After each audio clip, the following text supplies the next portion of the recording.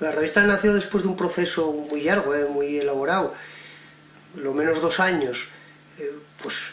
porque y necesario en la sociedad asturiana, un medio de comunicación diferente, un medio alternativo pero de calidad. Hay un grupo amplísimo de colaboradores, algunos yo creo que están entre los mejores que se puede tener hoy en España, no solo ya en Asturias, por ejemplo, Gregorio Morán, Santiago Albarrico, otros asturianos como Masi Rodríguez, Javier Macua, que es asturmadrileño, Jerónimo Granda, ahora va a incorporarse también Beatriz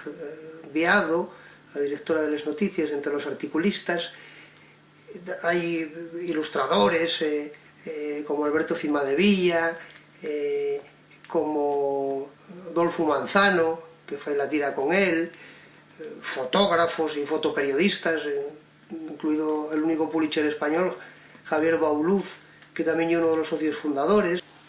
Intentamos ser herederos desde la revista de Asturias del grupo de Oviedo, de los institucionistas asturianos, probablemente la mayor generación desde el punto de vista cultural de la historia de Asturias, de finales del 19 y principios del 20, hasta Asturias Semanal de la Transición, que cumple precisamente 40 años,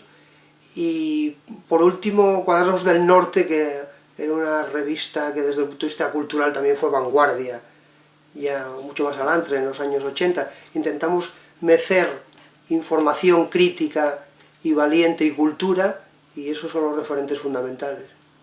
La publicación tiene, en lo que cinca los contenidos, 3 partes bien diferenciadas. Hay una primera parte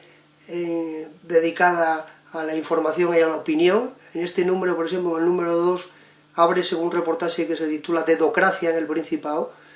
que va dedicado al enchufismo en la administración pública, y en concreto en el Principado. Fízolo Javier Villa, que es un xurista del Principado, un artículo bien elaborado, con datos, acompañado con las opiniones de los sindicatos que reconocen el fenómeno, que es un fenómeno muy grave desde el punto de vista del sistema democrático incluso, no ya de la igualdad de oportunidades.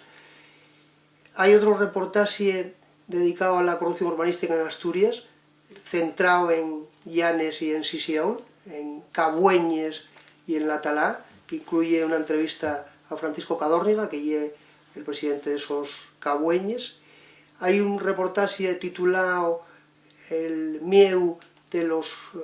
sueces a los políticos, que intenta explicar cómo es posible que en Asturias no prospere en sí más caso ningún de corrupción política, y la explicación es esa, y así lo reconocen sueces con los que falamos.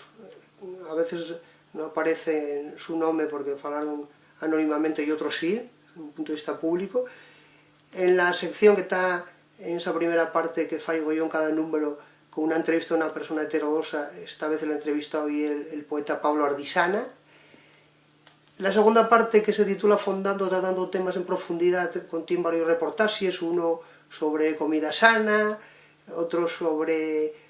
las minas de wolframio de los nazis en España, que yo recuerde, otro, por ejemplo, dedicado al 40 aniversario de Asturias Semanal, y en la tercera parte, que se llama Cultures, que ábrese siempre con la obra apasionante